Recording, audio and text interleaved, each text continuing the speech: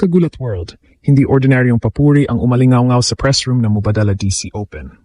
Nang tanungin si Naomi Osaka tungkol kay Alexandra Ayala, hindi nagpaligoy-ligoy ang four-time Grand Slam champion. I think she's incredible. I think she's a star. Idinagdag ni Osaka na hanga-hangang magkaroon ng isang player na maaring tingalain ng maraming tao at pinuri niya ang pagiging inspirasyon ni Alex sa paraan ng pagsasalita nito tungkol sa kanyang journey. Napakabigat niyan. Hindi ito galing sa fan account o Filipino commentator. Galing ito sa dating world number 1 na nakakaalam kung ano ang ibig sabihin ng dalhin ang pangalan ng isang Asian nation sa pinakamalalaking tennis court sa mundo. At swak na swak ang teaming. Sa official WTA rankings noong July 27, 2026, umakyat muli si Alex sa career high world number 28. May 30th, wins na siya ngayong season at mahigit 1.28 million na prize. Kaya nang tawagin siya ni Osaka na star, hindi yon hungkag na compliment. May ranking, resulta, global attention at inspiring message na sumusuporta rito. Ibinahagi rin ni Dine Castillejo at ABS-CBN sa social media ang papuri ni Osaka at ang reaction ni Alex. Pero manatili tayong eksakto, hindi sinabi ni Osaka na si Alex na ang pinakamahusay sa WTA at hindi rin ito official title ng tournament. Isa itong personal, ngunit napakalakas na endorsement mula sa isang global champion. Ngayon, haharap si Alex kay Olympic gold medalist Zheng Qinwen sa kanyang Washington debut. Bago pa man tumama ang unang bola, malinaw na ang isang bagay. Hindi na lamang Filipinos ang nakakakita ng ningning ni Alex. Mismong si Naomi Osaka ay nagsabing star na siya. Sa professional tennis, normal nang marinig sa press conference ang mga salitang great player, tough opponent, o bright future. Bahagi yun ng respeto sa tour, pero ibang level kapag ang ginamit na salita ay star. At lalong ibang usapan kapag si Naomi Osaka ang nagsabi nito tungkol kay Alex. Unang-una, tingnan natin kung sino ang nagsasalita.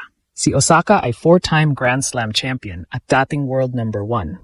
Naranasan niyang maging mukha ng Asian tennis, sentro ng international media at simbolo ng pag-asang kayang mangibabaw ng isang Asian athlete sa pinakamalalaking tennis stage. Kaya may special na bigat kapag kinilala niya ang isang bagong Asian player na may kakayahang maging inspirasyon. Hindi lamang raw mahusay si Alex. Sinabi ni Osaka na incredible siya at isang star. Pagkatapos, inilagay niya ang papuri sa mas malawak na konteksto. Magandang magkaroon ng isang tulad ni Alex na maaring tingalain ng mga tao. Sa madaling salita, hindi lamang forehand, footwork o ranking ang nakita ni Naomi. Napansin niya ang impluensya ni Alex. Yan ang mahalagang distinction. Ang mahusay na player ay maaring manalo ng maraming matches. Ang star ay may kakayahang humatak ng audience, kumatawan sa isang community at mag-iwan ng mensahe kahit tapos na ang laban. Sa kaso ni Alex, mabilis na lumawak ang papel niya mula promising Filipina prospect tungo sa isa sa pinaka-pinag-usapang young players sa women's tour.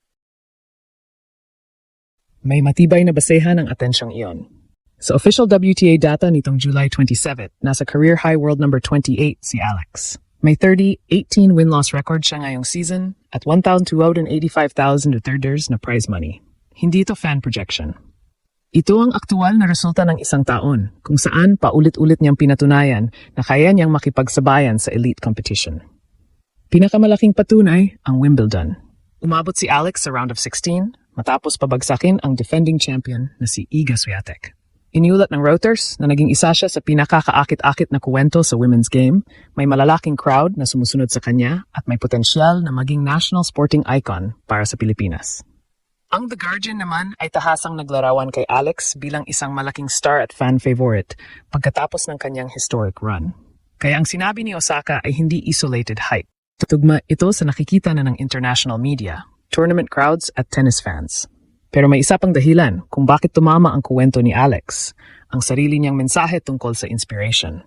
Pagkatapos ng Wimbledon breakthrough, sinabi ni Alex na isang karangalan para sa kanya ang magbigay inspirasyon sa mga batang babae.